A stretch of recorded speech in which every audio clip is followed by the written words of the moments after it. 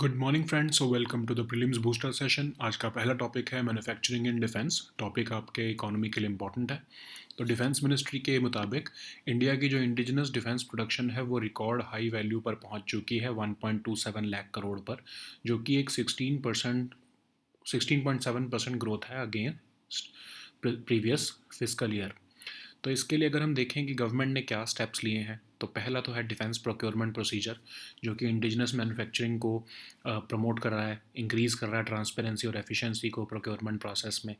फिर ऐसे ही defence production and export promotion policy है, जो कि 1.75 लाख करोड़ का एरोस्पेस और डिफेंस गुड्स और सर्विसेज बनाना चाहती है 2025 तक, जिसमें कि 35,000 करोड़ तो एक्सपोर्ट्स को हम चाहते हैं। ऐसे एक स्ट्रेटजिक पार्टनरशिप मॉडल है जो इंडियन प्राइवेट कंपनीज और फॉरेन ओरिजिनल इक्विपमेंट मैन्युफैक्चरर्स के बीच में कोलैबोरेशन करवाना चाहता है। ऐसे ही जो है 5 पॉजिटिव इंडिजनाइजेशन लिस्ट भी हमने निकाली है, मतलब कि वो प्रोडक्ट जो हैं हम अब बाहर से इंपोर्ट नहीं करेंगे, उनको इंडिया से ही हम सोर्स करेंगे।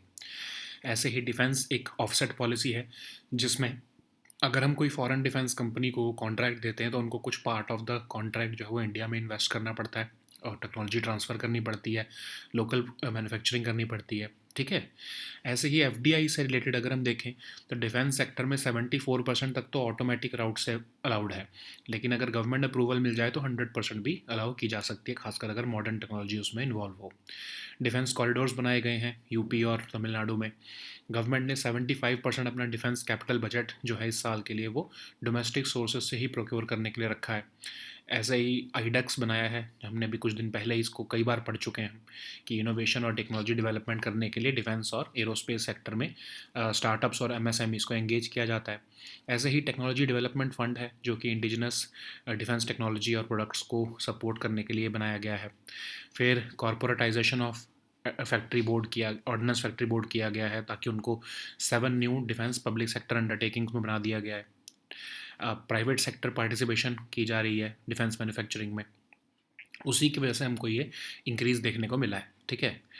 नेक्स्ट हम टॉपिक देखते हैं, India's balance of payments. Topic economy के लिए इंपॉर्टेंट है।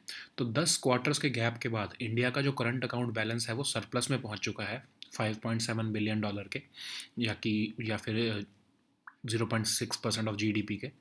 तो अगर हम बैलेंस ऑफ पेमेंट्स को समझें तो इसमें सभी वो तरह की ट्रांजैक्शंस आती हैं जो कंट्री के इंडिविजुअल कंपनीज़ या गवर्नमेंट बॉडीज़ फॉरेन या फिर आउटसाइड द कंट्री के साथ जो है वो कंप्लीट करती हैं। तो इसमें हो सकता है कि कैसे कितना पैसा बाहर गया और कितना पैसा इंडिया के अंदर आया, वो सारा ट्रांजैक्शन जो है रिकॉर्ड किया जाता है। इस ट्रांजैक्शन में ट्रेड जो है हमारा, एक्सपोर्ट या चाहे इंपोर्ट हो गुड्स और सर्विसेज में, इन्वेस्टमेंट्स हो चाहे वो गई हो बाहर या फिर आई हो इंडिया में, उनको रिकॉर्ड किया जाता है। एक्सचेंज ऑफ लोन्स जो हैं, चाहे वो बाहर दिए हों या फिर वापस इंडिया में लिए हों, उनको भी रिकॉर्ड किया जाता है। तो अगर हम देखें तो दो तरह के मेन अकाउंट्स होते हैं बीओपी में, करंट अकाउंट और कैपिटल अकाउंट। करंट अकाउंट में ट्रेड बैलेंस जो आपका एक्सपोर्ट इंपोर्ट हो रहा है, जो रूटीन फिजिकल गुड्स का, या फिर इनविजिबल ट्रेड हो रहा है जो सर्विसेज में, उनको रिकॉर्ड किया जाता है। फिर इंडिया का जो है ट्रेड डेफिसिट जो था, अब वो हमारे पिछले कुछ साल से चल रहा था, पिछले कुछ क्वार्टर से चल रहा था, लेकिन हमारा इनविजिबल ट्रेड जो सर्विसेज सेक्टर में वो सरप्लस चल रहा था। लेकिन जो ट्रेड डेफिसिट है वो सरप्लस जो है इनविजिबल ट्रेड से बड़ा था, इसीलिए ओवरऑल करंट अकाउंट डेफिसिट भी जो है वो करंट अकाउंट भी जो है वो डेफिसिट में चल रहा था।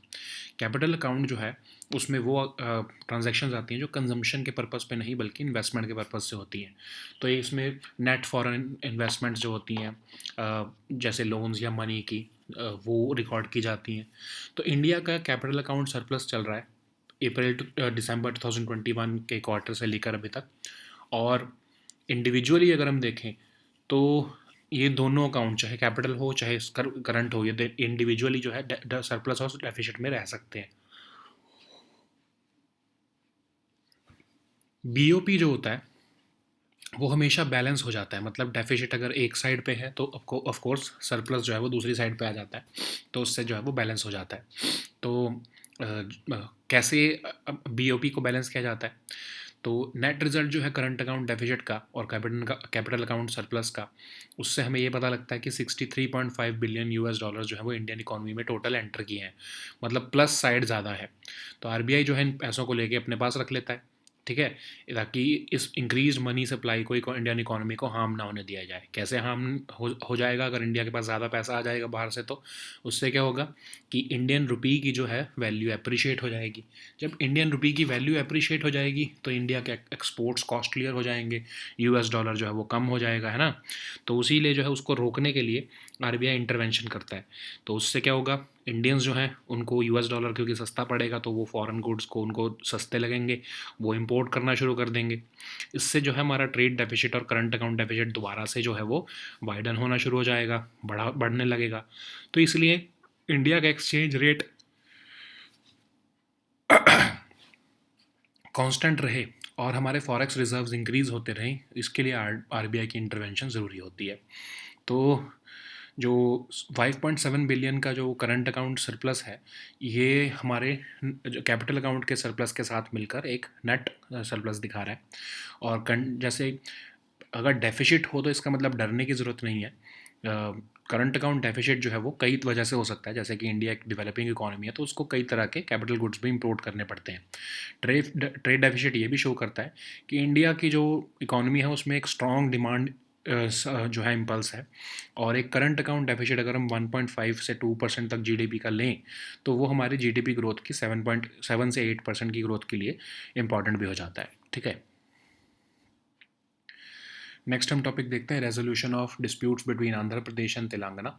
ये टॉपिक गवर्नेंस के लिए इंपॉर्टेंट है। तो एक सिग्निफिकेंट फर्स्ट स्टेप लिया गया है डिस्प्यूट्स बिटवीन तेलंगाना और आंध्र प्रदेश को रिजॉल्व करने के लिए, जो कि आंध्र प्रदेश रीऑर्गेनाइजेशन एक्ट से जो है वो एमर्ज हुआ है।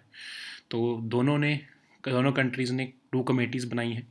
तो आफ्टर बाइफर्केशन आंध्र प्रदेश का जो हुआ था 2014 में, असेट्स और लाइबिलिटीज़ को दोनों स्टेट्स के जो है वो डिवाइड करना जो है वो एक चैलेंज बनकर आ गया सामने।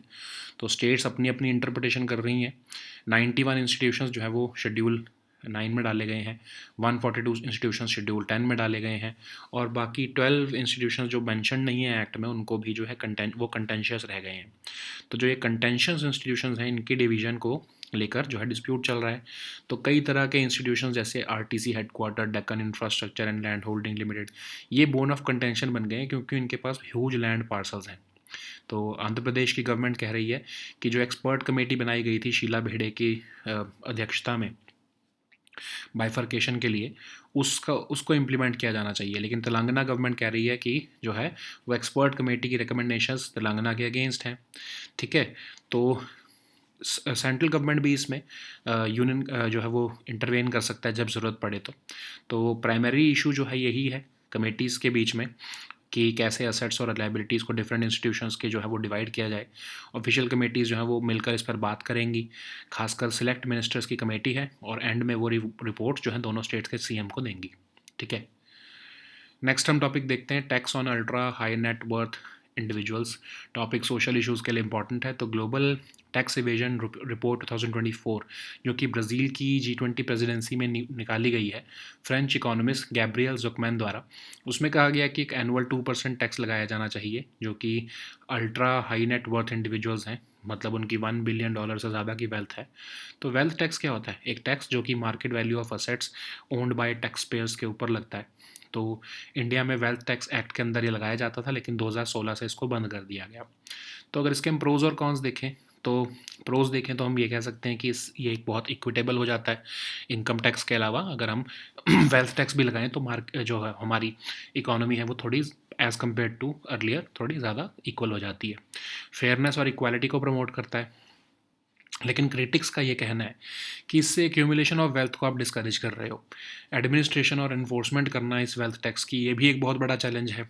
कंट्रीज़ इकट्ठा ही नहीं कर पाती हैं क्योंकि जो है बिलियनर्स होते हैं उनके पास इतने तरीके होते हैं वेल्थ को छुपाने के, वो ओन ही नहीं करते हैं खुद सब कुछ। ठीक है, फिर अनसर्टेनिटी है वैल्यूएशन की भी कि कैसे जो है वेल्दी इंडिविजुअल्स जो है उनको आप फोर्स कर रहे हो कि वो टैक्स इवेजन करें। ठीक है, तो अगर हम प्रपोजल को एनालाइज करें तो लगभग $1 बिलियन जो से ज़्यादा के वेल्थ के जो लोग हैं अगर वो 2% टैक्स पे करते हैं तो उससे कहा जा रहा है इस रिपोर्ट के मुताबिक कि ग्लोबली 200 से $250 बिलियन वेल्थ जो है वो जनरेट हो सकेगी या फिर टैक्स जनरेट हो सकेगा 3000 इंडिविजुअल्स से। तो वेल्थ जो अगर हम देखें टॉप 0.0001% हाउस होल्ड्स की मिड 1980s से लेके अभी तक जो है वो 13% तक बढ़ चुकी है। पहले 3% थी, वो 13% तक बढ़ चुकी है इस साल। उससे क्या हो रहा है कि गवर्नमेंट्स को टैक्स रेवेन्यू नहीं मिल पा रहे हैं, कंसंट्रेशन ऑफ जो है वो वेल्थ इन फ्यू हैंड्स हो रहा है, सोशल सस्टेनेबिलिटी नहीं हो पा रही है ग्लोबलाइजेशन की। तो प्रोग्रेसिव टैक्सेशन तो एक डेमोक्रेटिक सोसाइटी में इंपॉर्टेंट पिलर है। बेटर टैक्स रेवेन्यूज रियलाइज करना भी इंपॉर्टेंट है ताकि जो है क्लाइमेट क्राइसिस को भी डील किया जा सके। तो सपोर्टर्स तो लगभग सभी कंट्रीज़ हैं, लेकिन यूएस इसके जो है ऑफ कोर्स अगेंस्ट है। ठीक है, वहाँ तो आपको पता ही है कि मोस्टली कैपिटलिस्ट ही जो है वो गवर्नमेंट जो है वो को इन्फ्लुएंस करते हैं। तो अगर हम इंडिया का देखें, इंडिया के प्रपोजल को, जो एक स्टडी कंडक्ट की गई थी इनकम और वेल्थ इनइक्वालिटी इन इंडिया नाम से, जिसमें कहा गया था कि इंडिया के जो है जो टॉप वेल्दी लोग हैं वो बहुत तेज़ी से इंक्रीज़ हुए हैं पिछले 10 साल में, और टॉप 1% इनकम और वेल्थ जो शेयर्स हैं वो हाईएस्ट हिस्टोरिकल लेवल्स पर पहुंच चुके हैं। एक सुपर टैक्स जो है वो वेरी वेल्दी लोगों पर जो है वो इम्पोज करना एक इम्पॉर्टेंट जो है वो टास्क बन गया है। सिर्फ 2% अगर हम टैक्स लगा दें अगर इंडियन 162 वेल्दियस्ट इंडियन फैमिलीज़ पे, तो उससे 0.5% ऑफ कंट्री का जीडीपी जो है उतना हम रेवेन्यू जनरेट कर सकेंगे। नेक्स्ट हम टॉपिक देखते हैं XCM4 mission. Topic science and tech के लिए इंपॉर्टेंट है। तो as a part of XCM4 mission ISRO ने शॉर्टलिस्ट किया है 4 गगनयान एस्ट्रोनॉट्स को, जो कि इंटरनेशनल स्पेस स्टेशन में 4 में से 2 जो है गगनयान एस्ट्रोनॉट्स को जो ISS में ट्रैवल करने वाले हैं। तो जो one of the short listed astronauts है वो मिशन पर जाएगा और वहाँ पर जो है मिशन में US पर जाना पड़ेगा, वहाँ पर ट्रेनिंग लेके जो है वो ISS पे जा सकेंगे। तो XCM4 मिशन क्या है? XCM4 एक प्राइवेट स्पेस फ्लाइट है इंटरनेशनल स्पेस स्टेशन तक की, जिसको एक्सियम स्पेस नाम की कंपनी लेकर जा रही है स्पेस एक्स के क्रू ड्रैगन स्पेस क्राफ्ट के अंदर।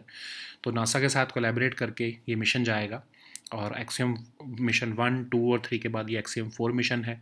ठीक है, तो मिशन के ऑब्जेक्टिव क्या है? वहाँ पर कमर्शियल एक्टिविटीज़ करना स्पेस में, जैसे कि scientific research, technological development, space tourism, और डिमॉन्स्ट्रेट करना कि कमर्शियल स्पेस स्टेशन जो है वो भी वायबल है।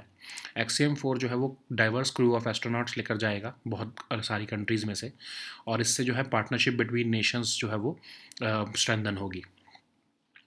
कई तरह के साइंटिफिक एक्सपेरिमेंट्स और टेक्नोलॉजिकल टेस्ट भी किए जाएंगे वहाँ माइक्रो ग्रेविटी में, रिसर्च जैसे कि मटेरियल साइंसेज में, बायोलॉजी में, अर्थ ऑब्जर्वेशन में, ये सब की जाएगी। तो अगर हम फीचर्स देखें तो फैल्कन 9 रॉकेट में लेकर जाया जाएगा, और एक शॉर्ट ड्यूरेशन मिशन होगा लगभग 14 दिन का, जिसमें क्रू जो है वो साइंटिफिक एक्सपेरिमेंट्स करेगी, टेक्नोलॉजी डिमॉन्स्ट्रेशंस करेगी, एजुकेशनल आउटरीच करेगी उसके वहाँ पर। ठीक है, तो एक्सियम स्पेस का जो लॉन्ग टर्म विजन है वो चाहते हैं कि वो एक वर्ल्ड का फर्स्ट कमर्शियल स्पेस स्टेशन भी बनाए। ठीक है, तो इंटरनेशनल स्पेस स्टेशन क्या है? एक मॉड्यूलर स्पेस स्टेशन जो कि 1998 में लॉन्च किया गया था। एक लार्ज लेबोरेटरी है स्पेस में। साल 2000 में इसको फर्स्ट क्रू वहाँ पर भेजा गया था। साइंटिफिक रिसर्च की जाती है एस्ट्रोबायोलॉजी, एस्ट्रोनॉमी, मीटरोलॉजी, फिज़िक्स और अदर फील्ड्स में। ये अर्थ को एवरी 93 मिनट्स सर्कल करता रहता है, मतलब हर रोज़ 15.5 ऑर्बिट्स ये पर डे करता है। ठीक है, ऑल्टीट्यूड इसका 400 किलोमीटर पर है, और एक मल्टीनेशनल कोलैबोरेटिव प्रोजेक्ट है US, रशिया, जापान, कनाडा और यूरोप का। तो रशिया ने अनाउंस किया था 2022 में कि वो 2024 के बाद ISS को क्विट कर देंगे। ठीक है, इसकी ओनरशिप और यूज़ जो है वो इंटर गवर्नमेंटल ट्रीटीज़ और एग्रीमेंट्स द्वारा जो है वो गवर्न की जाती है। नेक्स्ट हम टॉपिक देखते हैं primary agricultural credit societies. Topic economy के लिए इंपॉर्टेंट है। तो जो union minister of home affairs और कॉपरेशन है, उन्होंने स्टेक होल्डर्स को कहा है, कोऑपरेटिव सोसाइटीज़ में जो स्टेक होल्डर्स हैं, कि आप प्राइमरी एग्रीकल्चरल क्रेडिट सोसाइटीज़ सभी विलेजेस और ब्लॉक्स ऑफ द कंट्री में एस्टैब्लिश करने के लिए सपोर्ट करो।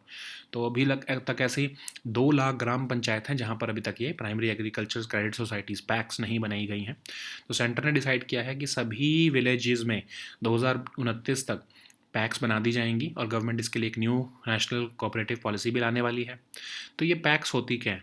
ये village level cooperative credit societies होती हैं, जो कि लास्ट लिंक होती हैं 3 टियर कोऑपरेटिव क्रेडिट स्ट्रक्चर में, ठीक है। पहला स्ट्रक्चर कौन सा होता है, स्टेट कोऑपरेटिव बैंक्स, दूसरा होता है डिस्ट्रिक्ट सेंट्रल कोऑपरेटिव बैंक्स, तीसरी ये पैक्स होती हैं जो कि विलेज लेवल पर डायरेक्टली डील कर रही होती हैं। तो ये short term medium term agriculture loans देना फार्मर्स को और अलग अलग एग्रीकल्चर और फार्मिंग एक्टिविटीज़ के लिए ये सब काम करती हैं। सबसे पहली पैक्स जो है वो 1904 में बनाई गई थी। करंटली लगभग 1 लाख पैक्स हैं हमारी कंट्री में, उनमें से लेकिन सिर्फ 65,000 ही फंक्शनल है। तो सिग्निफिकेंस क्या है पैक्स की, लास्ट माइल कनेक्टिविटी देती हैं, ये क्रेडिट देती हैं मिनिमल पेपर वर्क के साथ with in a short period of time. लेकिन प्रॉब्लम्स ये हैं कि इसमें पॉलिटिकल कंपल्शंस रहती हैं, फाइनेंशियल डिसिप्लिन नहीं होता है, एक्टिवली फार्मर्स भी या मेंबर्स भी पार्टिसिपेट नहीं करते हैं, प्रोफेशनलिज्म नहीं होता है, कॉर्पोरेट गवर्नेंस की एब्सेंस है, ब्यूरोक्रेटाइजेशन है और अनएंथुजियास्टिक और एज्ड एम्प्लॉयज़ हैं। नेक्स्ट हम टॉपिक देखते हैं शहर प्रोग्राम। टॉपिक इकोनॉमी के लिए इंपॉर्टेंट है। तो नीति आयोग के विमेन एंटरप्रेन्योरशिप प्लेटफॉर्म और क्रेडिट ब्यूरो ने कोलैबोरेट करके शहर प्लेटफॉर्म लॉन्च किया है, जो कि कॉम्प्रिहेंसिव क्रेडिट एजुकेशन प्रोग्राम है एक तरह से, और फाइनेंशियल लिटरेसी और business skills among women entrepreneurs को इम्प्रूव करेगा। तो ये एक इनिशिएटिव है नीति आयोग के विमेन एंटरप्रेन्योरशिप प्लेटफॉर्म और ट्रांस यूनियन सिविल के बीच में। तो विमेन एंटरप्रेन्योरशिप प्लेटफॉर्म क्या है, इसको नीति आयोग ने 2018 में इंक्यूबेट किया था। एक एग्रीगेटर प्लेटफॉर्म है ये, जो कि पब्लिक प्राइवेट पार्टनरशिप की तरह ट्रांजिशन हुआ 2022 में, ताकि एक कॉम्प्रिहेंसिव इकोसिस्टम बनाया जा सके विमेन एंटरप्रेन्योर्स के लिए अक्रॉस द कंट्री। जो ये प्लेटफॉर्म है ये विमेन को एम्पावर कर रहा है, विमेन एंटरप्रेन्योर्स को एम्पावर कर रहा है, ताकि वो इंफॉर्मेशन एसिमेट्री को ओवरकम कर सके। नेक्स्ट हम टॉपिक देखते हैं कृष्ण राजा सागर डैम। टॉपिक इकोनॉमी के लिए इंपॉर्टेंट है। तो जो वाटर लेवल है कृष्ण राजा सागर रिजर्वायर में, वो 100 फीट मार्क को ब्रीच कर चुका है, जो कि मैक्सिमम लेवल ऑफ 124 फीट से थोड़ा सा कम है। तो ये कावेरी रिवर पर बनाया गया है, एक ग्रेविटी डैम है, और उसकी कावेरी रिवर और उसकी ट्रिब्यूटरीज पर इसको जो है जो है वो बनाया गया है उनको कंट्रोल करने के लिए। और महाराजा कृष्ण राजा वाडियार जो उस समय रूलर थे प्रिंसली स्टेट ऑफ मैसूर के, उनके नाम पर इसको बनाया गया है। 1911 में कंस्ट्रक्शन शुरू हुई थी, 1931 में ख़त्म हुई। इसको डिज़ाइन किया गया है एम विश्वेश्वरैया द्वारा, और ये एक आर्किटेक्ट थे मॉडर्न मैसूर के, और इनको हम फादर ऑफ प्लानिंग भी कहते हैं इंडिया में, ठीक है। Among the first in the world ये डैम है जिसमें ऑटोमेटिक स्लूस गेट्स बनाए गए हैं। वृंदावन गार्डन्स जो कि ऑर्नामेंटल गार्डन है वो इस डैम को अटैच्ड है। तो ये मेन सोर्स ऑफ वाटर है, वाटर इरिगेशन के लिए मैसूर और मांड्या में, और ये main source of drinking water है पूरी मैसूर सिटी के लिए और almost whole of Bangalore city के लिए भी, ठीक है। नेक्स्ट हम टॉपिक देखते हैं एपेलियन। ये टॉपिक इन्वायरमेंट के लिए इम्पॉर्टेंट है। तो अर्थ जो है वो एपेलियन पोजीशन पर पहुंच चुकी है जुलाई में। तो ये वो पॉइंट होता है जब अर्थ का ऑर्बिट सबसे दूर होता है सन से। तो ये जस्ट जून सॉल्स्टाइस जब होता है उसके 2 हफ्ते बाद ये पोजीशन आ जाती है। अर्थ जो है वो, और अर्थ का ऑर्बिट जो है वो एलिप्टिकल है, सर्कुलर नहीं है, उसकी वजह से जो है ये फारदेस्ट और क्लोजेस्ट जो है सन के आती रहती है। क्लोजेस्ट कब आती है, जब जुलाई का टाइम होता जनवरी का टाइम होता है। तो एपेलियन पोजीशन पर अर्थ का डिस्टेंस सन से सिर्फ सन से जो है 152.1 मिलियन किलोमीटर हो जाता है, और पेरीहिलियन के समय पर ये 147.1 मिलियन किलोमीटर हो जाता है। तो एपेलियन के टाइम पर हमें 7% लेस सनलाइट मिलती है, ठीक है। तो इसकी वजह से जो है समर्स जो है थोड़ी सी माइल्ड हो जाती हैं नदर्न हेमिस्फेयर में। नेक्स्ट हम टॉपिक देखते हैं जोरावर लाइट टैंक। ये टॉपिक आपके एक सिक्योरिटी के लिए इंपॉर्टेंट है। तो रिसेंटली डिफेंस ऑफिशियल्स ने कहा है कि जो प्रोटोटाइप है कंट्री के इंडिजिनस लाइट टैंक जोरावर का, वो तैयार किया गया है और उसको अब ट्रायल्स किए जाएंगे। Zorawar light tank indigenously designed और डेवलप लाइट टैंक है। डीआरडीओ ने एलएनटी के साथ मिलकर इसको बनाया है। तो इसको जोरावर सिंह कालूरिया जो कि जम्मू के राजा गुलाब सिंह के एक मिलिट्री जनरल थे 19th सेंचुरी में, उनके नाम पर रखा गया है। मैक्सिमम 25 टन्स का इसका वेट है, और ये हर तरह की टेरेन में जो है ये ऑपरेट कर सकती है, चाहे हाई ऑल्टीट्यूड एरियाज़ हो, मार्जिनल टेरेन्स हो या आइलैंड टेरिटरीज़ हो। इसमें सभी तरह की मॉडर्न टेक्नोलॉजीज़ भी लगाई गई हैं, जैसे आर्टिफिशियल इंटेलिजेंस, ड्रोन इंटीग्रेशन, फिर high degree of situational awareness, amphibious operation capability, ठीक है। नेक्स्ट हम टॉपिक देखते हैं Akash surface to air missile. Topic आपके सिक्योरिटी के लिए ही इंपॉर्टेंट है। तो इंडिया का Iron Dome Akash surface air to missile surface to air missile China made Sky Dragon 50 के साथ compete कर रहा है ताकि ब्राज़ील से ऑर्डर मिल सके। तो ये एक short range surface to air missile system है वल्नरेबल एरियाज़ और वल्नरेबल पॉइंट्स को एयर अटैक से रोकने के लिए। तो ये इंडिजिनसली डिज़ाइंड और डेवलप्ड है इंडिया के DRDO और Hyderabad based Bharat Dynamics Limited द्वारा इसको प्रोड्यूस किया गया है। तो ये वल्नरेबल एरियाज़ को मल्टीफेरियस एयर थ्रेट से बचाने के लिए काम करता है। ऑपरेशनल है ये सर्विस में इंडियन आर्मी और इंडियन एयरफोर्स के साथ के लिए काम कर रहा है। इसका लॉन्च वेट 720 kg है। मैक 2.5 पे इसके मिसाइल्स जो हैं फायर हो जाते हैं। ये 45 किलोमीटर अवे तक ही टारगेट कर सकता है, ठीक है। साइमल्टेनियसली मल्टीपल टारगेट्स को एंगेज कर सकता है और फुली ऑटोमेटिक है। नेक्स्ट हम टॉपिक देखते हैं कलमकारी। ये टॉपिक आपके आर्ट एंड कल्चर के लिए इंपॉर्टेंट है। तो कलमकारी आर्ट जो कि एक फ्लरिशिंग आर्ट था लेकिन अब वो स्ट्रगल कर रहा है सर्वाइवल के लिए क्योंकि पावर लूम्स बहुत तेज़ी से राइज कर चुके हैं। तो कलमकारी एक highly popular form of hand painted और ब्लॉक प्रिंटेड कॉटन टेक्सटाइल और पेंटिंग्स का आर्ट है जो कि आंध्र प्रदेश में प्रैक्टिस किया जाता है। ओरिजिनेट हुआ था तिलांग से जो कि एक प्रेजेंट डे रीजन है आंध्र प्रदेश और तेलंगाना के बीच में। तो दो डिस्टिंक्ट स्टाइल्स हैं इसके अंदर, श्री कालाहस्ती और पिदान स्टाइल कलमकारी। जो पिदान स्टाइल कलमकारी है इसको हम मछलीपट्टनम स्टाइल भी कहते हैं, जिसमें वेजिटेबल डाई का यूज़ किया जाता है ब्लॉक पेंटिंग करने के लिए फैब्रिक पर। और इसमें मेन फीचर जो हैं वो हैंड क्राफ्ट वुडन ब्लॉक्स जो है वो है सबसे बड़ा इसका फीचर। और इसको मुगल्स और गोलकोंडा सल्तनत के टाइम पर जो है वो एक पर्शियन कैरेक्टर मिल गया, ठीक है। इसको जोग्राफिकल इंडिकेशन टैग भी मिला हुआ है स्टाइल को। अब श्री कालाहस्ती स्टाइल क्या है, इसमें ट्रेडिशनल पेन का इस्तेमाल किया जाता है ब्रश की तरह डिज़ाइंस ड्रॉ करने के लिए, और हैंड पेंटेड क्लॉथ होता है जिसको प्राइमरीली टेम्पल्स में यूज़ किया जाता है। नेक्स्ट हम टॉपिक देखते हैं श्री जगन्नाथ टेम्पल। ये टॉपिक आपके आर्ट एंड कल्चर के लिए इंपॉर्टेंट है। तो हाई लेवल कमेटी कॉन्स्टिट्यूट की गई थी जो उड़ीसा हाई कोर्ट जज के अध्यक्षता में, ताकि वैल्यूएबल्स जो रत्न भंडार और श्री जगन्नाथ टेम्पल में स्टोर है उनको उनकी ओपनिंग की जाए टेम्पल ट्रेजरी की आफ्टर 46 ईयर्स। उस प्रोसेस को जो है वो फास्ट ट्रैक किया जा रहा है। तो श्री जगन्नाथ टेम्पल एक Hindu temple located in Puri है उड़ीसा, और ये जगन्नाथ को जो है वो डेडिकेटेड है, जो कि एक हिंदू डीटी विष्णु के ही फॉर्म है। कहा जाता है कि इसको बिल्ड किया गया था किंग अनंत वर्मन छोड़ गंगा देवा द्वारा, जो ईस्टर्न गंगा डायनेस्टी के किंग थे। 12th सेंचुरी में बनाया गया था। एक स्ट्राइकिंग एग्जाम्पल है ये कलिंग आर्किटेक्चर का। टेम्पल कॉम्प्लेक्स में श्राइन्स, गार्डन, सेक्रेड टैंक्स हैं, और इसमें लॉर्ड जगन्नाथ, बालभद्र और सुभद्रा तीनों के ही जो हैं आइडल्स यहाँ पर रखे गए हैं। और 20 फुट हाई चक्र जिसको जो व्हील है वो इस तरह से पोजीशन किया गया है टेम्पल के पास कि किसी भी पार्ट ऑफ द सिटी से ये विजिबल रहता है। तो रथ यात्रा हर साल जो है वो अशद मंथ के second day of bright half of lunar month of Ashadh में ये कंडक्ट की जाती है। जगन्नाथ की एनुअल विजिट होती है गुंडीचा टेम्पल पर, ठीक है, जो उनकी मौसी का एक तरह से एक टेम्पल है। और one of the 4 sacred pilgrimage sites है ये हिंदूज़ के लिए, जिसको हम 4 धाम यात्रा कहते हैं। UNESCO world heritage site status भी इसको मिला हुआ है, ठीक है।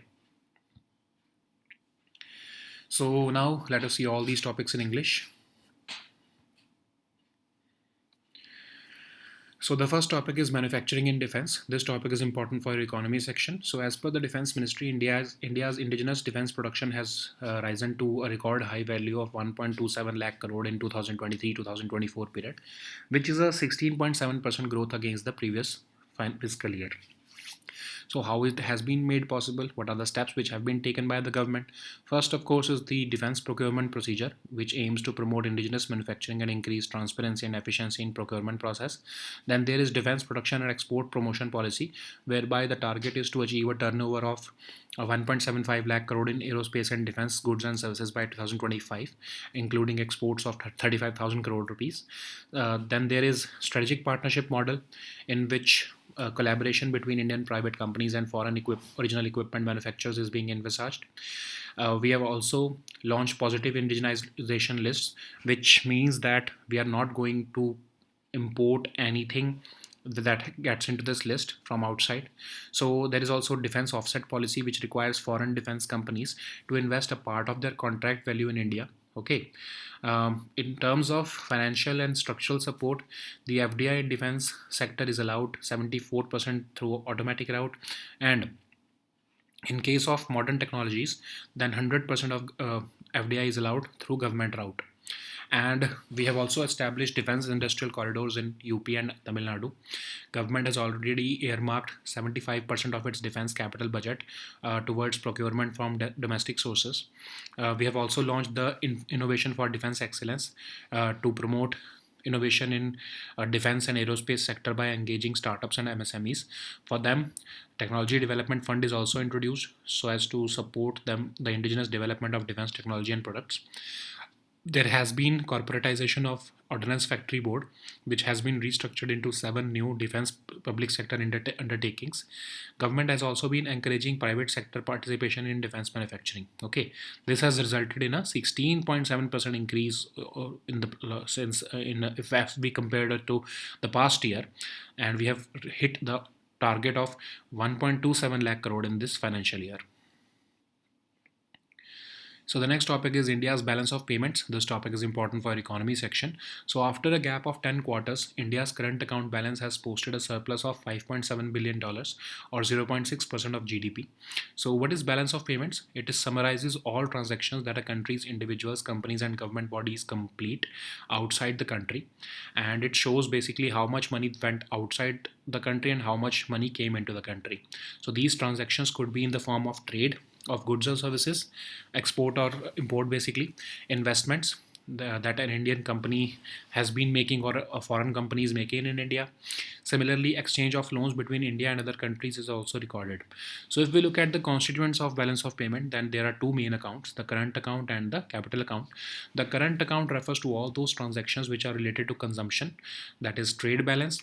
It could be either in the form of physical goods, and there it could also be in the form of invisible trade, that is in services. So India had a trade deficit, but a surplus in invisible trades, which means that the export and import of physical goods was in deficit category, but invisible trade, that is in services, was in surplus category. So capital account refers to those transactions which are not for current consumption but for investment, which includes net foreign investments, including the loan or money that countries have borrowed from each other. So India had a capital account surplus of $90 billion dollars from April to December 2021 period. Individually, either current or capital account both can be in surplus or deficit category, and BOP always balances, which implies that deficit on one account must be balanced by a surplus on the other account. So how does this BOP balance? The net result of a current account deficit and a capital account surplus is that a total of $63.5 billion dollars have entered the Indian economy, and to balance the BOP, RBI takes these dollars and keeps it with itself. Okay, and increased forex also leads to an increased money supply in Indian economy, which could not be good if we look at which would not be good if we look at through the macro perspective. How? If the RBI stops intervening like this, then this increased demand for rupee vis-a-vis the dollar would mean that rupee would start appreciating in value. This would mean India's exports becoming costlier for the US and the rest of the world. At the same time, because the US dollar has become cheaper, the Indians would start finding foreign goods cheap, and they would start importing more. This would lead to a widening of trade deficit or the current account deficit. So that's why whenever the RBI intervenes, it does so in such a way that India's exchange rate remains constant while its forex reserves increase. So how to read these figures? This means that we have a current account surplus now, and we have a net surplus of 25 billion on capital account also. But don't be afraid. A deficit does not necessarily mean that economy is performing poorly. For a country like India, a current account deficit, if that happens, it is expected of a developing economy because we need to import a lot of capital goods. Similarly, a trade deficit also suggests that India's underlying economy has a strong demand impulse. For a country like India, a current account deficit of 1.5 to 2% of GDP is consistent with its GDP growth rate of 7 to 8%. Okay. So the next topic is resolution of disputes between Andhra Pradesh and Telangana.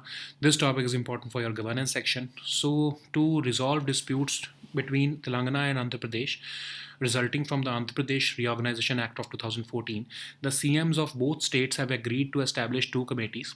So what are the issues? So of course both states when they were formed in 2014, the states have been making their own interpretation of the provisions of this act. So the issue revolves around the distribution of assets of 245 institutions which have a total fixed value asset value of 1.42 lakh crore. So some institutions they have huge land parcels. That's why it is these two states are fighting for them. So AP government is firm on the implementation of the recommendations given by the expert committee headed by Sheila Bhide, which found bifurcation of 89 out of 91 schedule 9 institutions. But Telangana government is not ready for it because it says that it is against the interests of Telangana. So union government has been intervening, but of course the primarily the issue needs to be resolved between the both states.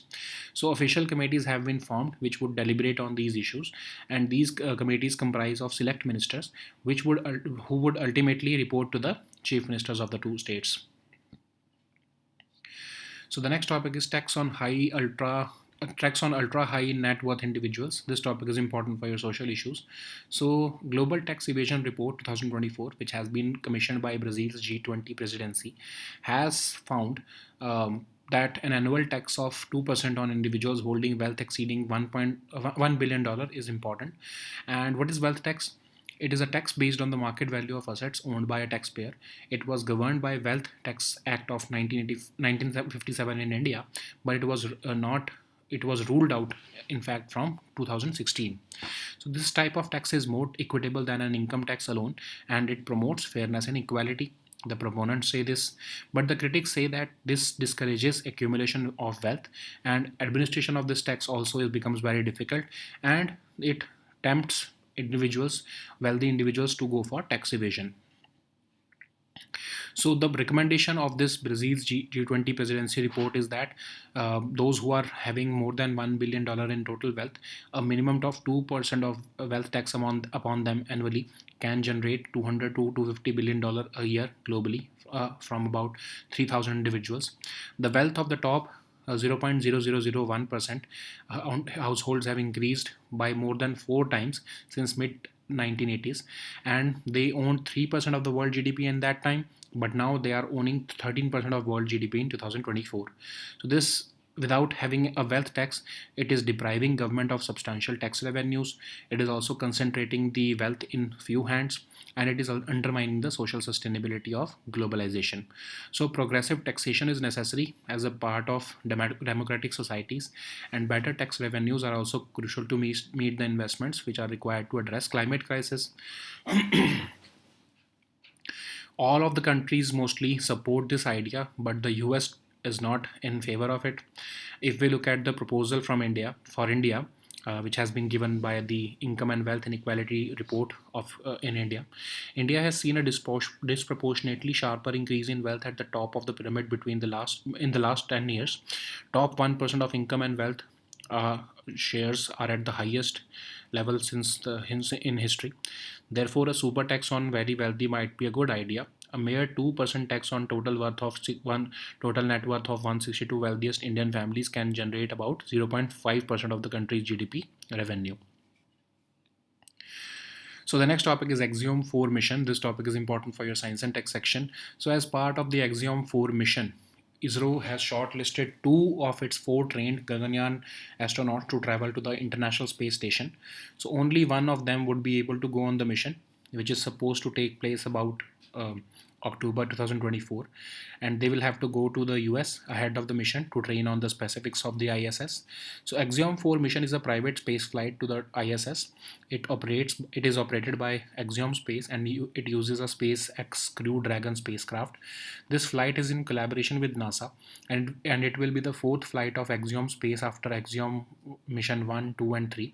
So scheduled to be launched in 2024, Axiom 4 will continue the company's pioneering efforts to have a human presence in low Earth orbit.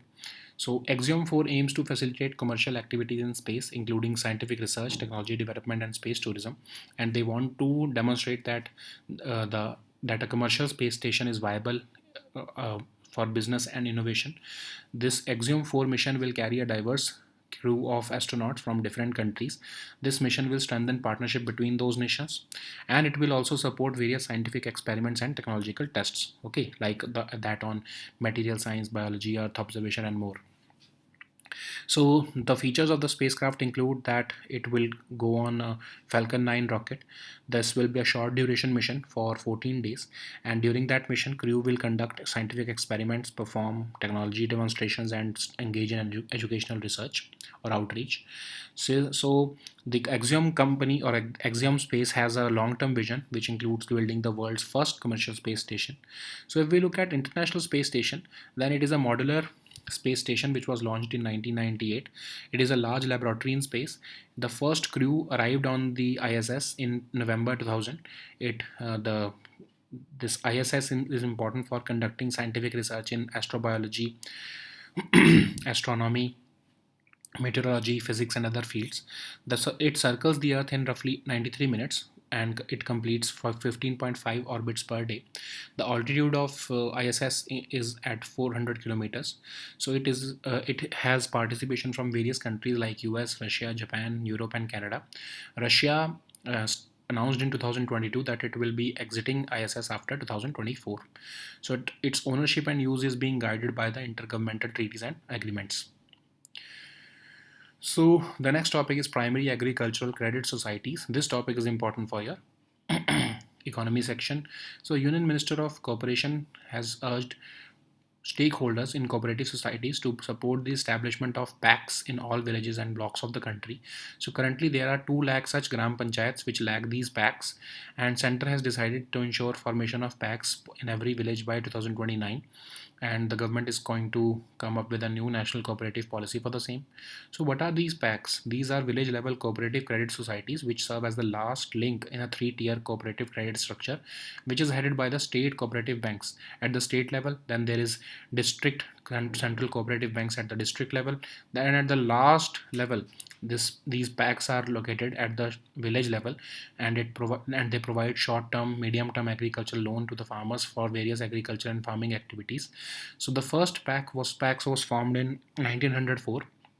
Currently about 1 lakh packs exist in the country, but only 65,000 of them are functional. So the packs lie at the attraction of packs lie in the last mile connectivity that they offer. They also have the capacity to extend credit with minimal paperwork within a short time.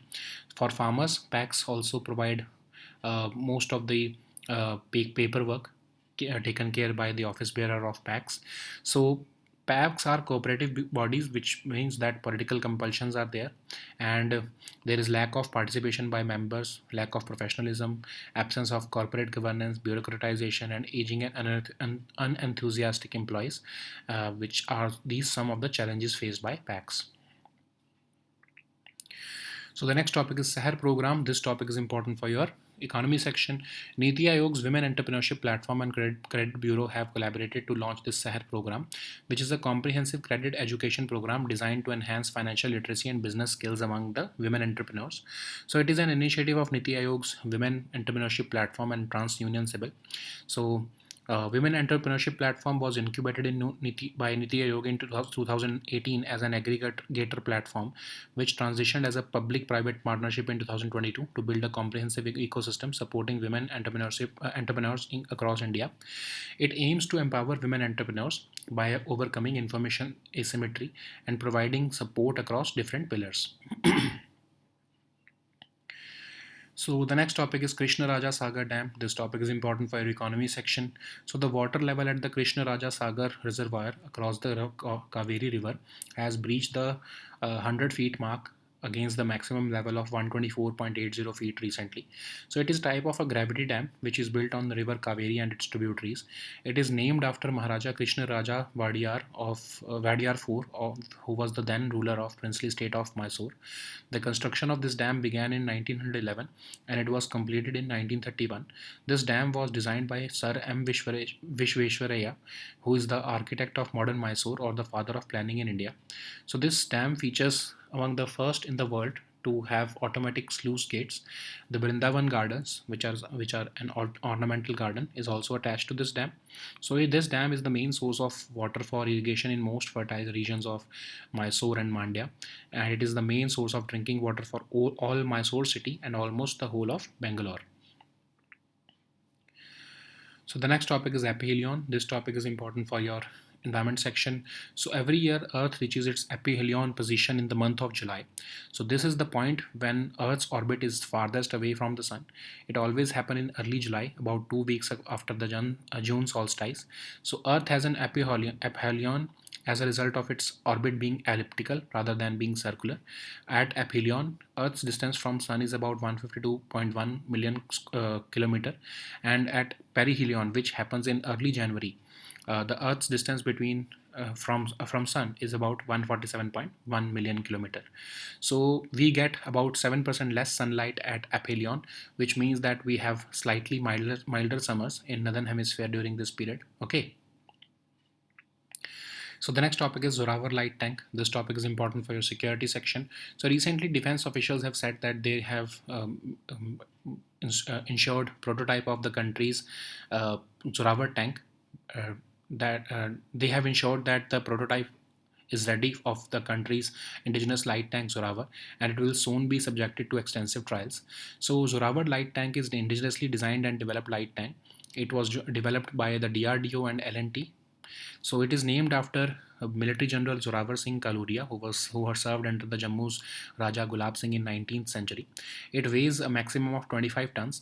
It is designed to operate in various terrains, including high altitude areas and marginal terrains to island territories. It is equipped with all modern technologies like artificial intelligence, drone integration, high degree of situational awareness, and amphibious operation capability. Okay. So the next topic is Akash surface to air missile. This topic is important for your security section. So Indian Iron Dome Akash surface to air missile is competing against Chinese made Skydragon 50 air defense systems to secure an order from Brazil.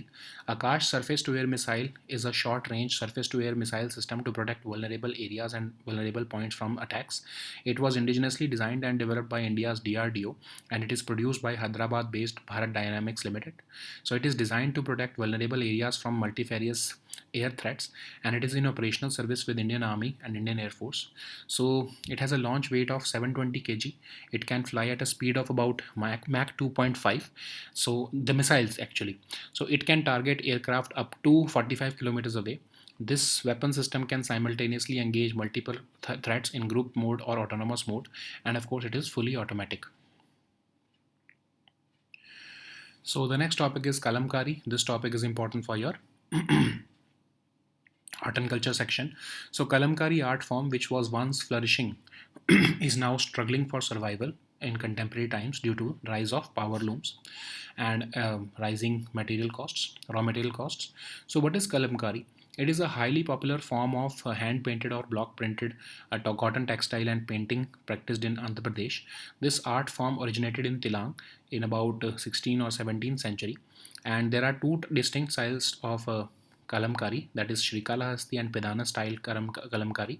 Pedana style Kalamkari is also known as the Machilipatnam style, which involves vegetable dyed block painting of fabric, and the artist prints the outlines as well as the main features of the design with hand carved wooden blocks. It is Persian in character because of its patronage and proximity to the Mughals and Golconda Sultanates. This style has also received a GI tag. And if we look at Srikalahasti style, then it involves using a traditional pen with a brush to draw the designs. Srikalahasti artisans restricted themselves to making a hand painted cloth that was primarily used in temples. Okay. So the next topic is Sri Jagannath Temple. This topic is important for your art and culture section. So a high-level committee constituted under the chairpersonship of Odisha High Court judge for supervising the inventorization of valuables which are stored in Ratna Bhandar of Sri Jagannath Temple has fast-tracked the process of opening the temple treasury after 46 years. So this temple is a Hindu temple located in Puri, Odisha, and it is dedicated to Lord Jagannath, who is the form of Hindu deity Vishnu. It is believed to have been built during the reign of King Anantavarman Chodganga Deva of the Eastern Ganga dynasty in the 12th century. So this temple is a striking example of Kalinga architecture. It This temple complex includes shrines, gardens, and sacred tanks. So it houses the idols of Lord Jagannath, Balbhadra, and Subhadra. At the pinnacle of the temple, there is a 20 feet high level chakra or wheel that is positioned in such a way so as to be visible from any part of the city. Rath Yatra is an annual Hindu festival associated with this temple, which commemorates the Jagannath's annual visit to Gundicha temple, that is the Mausima of the three siblings. So it begins on the second day of the bright half of the lunar month of Ashad, and it is um, this temple is one of the four sacred pilgrimage sites for Hindus called the Char Dham. It is also a UNESCO World Heritage Site. Okay, so these were our topics for today. We'll meet next time with new topics. Until then, goodbye and take care.